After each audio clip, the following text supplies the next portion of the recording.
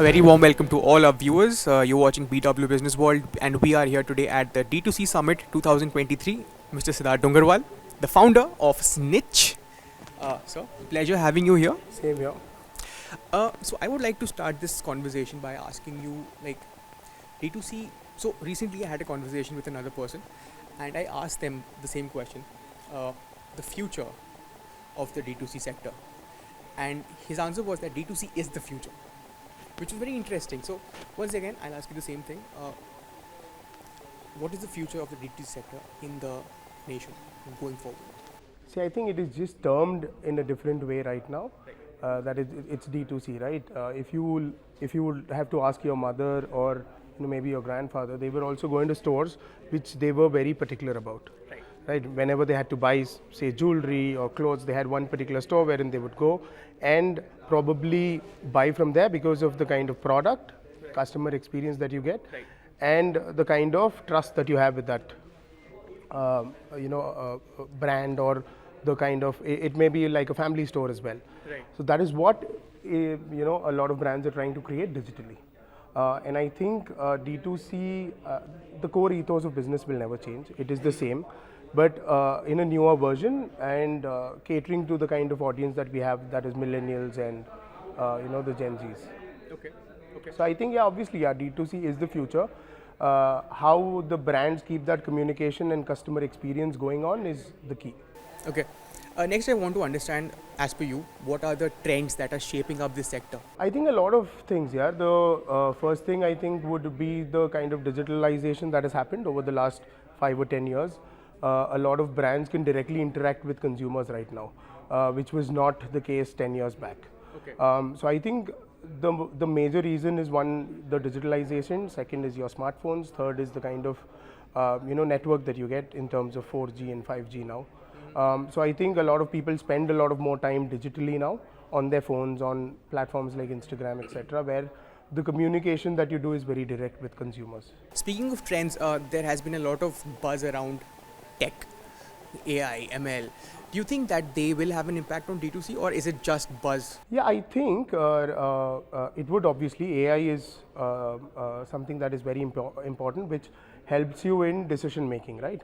Like for our logistics, we use AI in terms of deriving where, which pin code, which is the courier partner that will deliver the fastest.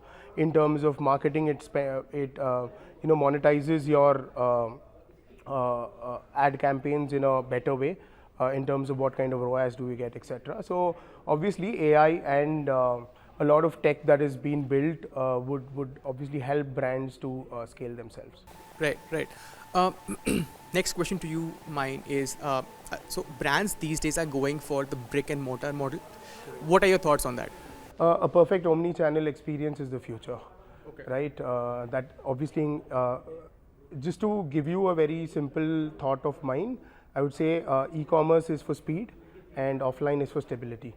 And the kind of omnipresence that you build around a brand is very, very important, because you want to be where the consumers are and give that experience of buying online, returning offline, or buying offline, returning online. And I think a blend of these two will give a very, very, very good customer experience. But a lot of brands have also mentioned that performance marketing is taken away in terms of like physical stores. What would you say about that? Because you don't know actually that what your response is. I think business always works with the element of risk here, and you'll have to do a lot of A/B testing to understand what is working for you. I don't think so that performance marketing is going to take away a lot of money for brands not to start offline, etc. It is the same kind of observation that you would want to do. Supposedly, if you're an online brand, and doing a marketing spends of 20 lakhs a month, for example, and you're an offline brand and want to go online, the kind of capex that you require for opening one store is the same kind of capex if you flush it into the performance marketing, you might reach a wider audience. So I think a blend of both is the future. Very insightful, actually. Given that, so basically the D2C sector is hyper competitive. It's already been established. That being said, what are your brand's strategies going forward? Yeah, I think a lot of things. I think the number one thing that builds a brand is customers. and your product, right? And we've worked really hard on all these two elements in terms of the kind of customer experience that we give. For example, Domino's is not the best pizza maker in the world, right? What they give is consistency in taste, in delivery time, in terms of customer experience. Same with Starbucks. They're not the number one coffee makers in the world, but what they give you is that customer loyalty and the kind of experience that they give. Once you're there, you have your free Wi-Fi, you could just sit and work from there. So I think all of these small things would help, you know, brand scale. In terms, for us, we've launched a lot of campaigns towards customer engagement. Like we've launched a campaign called Be Our Ambassador, where we make our customers the brand ambassadors for Snitch and then incentivize them the way they promote it. Yeah, so that's something that has helped us gain a lot of organic reach. Once again, given the hyper competitiveness of the sector, Snitch's key focus areas at the moment. Here, I think it is a very broad question, but our focus would be on you know, getting new styles every single day and giving that kind of customer experience that you know, a millennial or a Gen Z would expect from any brand. Because when you're competing with brands like you know, Flipkart and your Mintras and Ajios of the world, you need to be you know, at par with them in terms of technology and in terms of customer experience.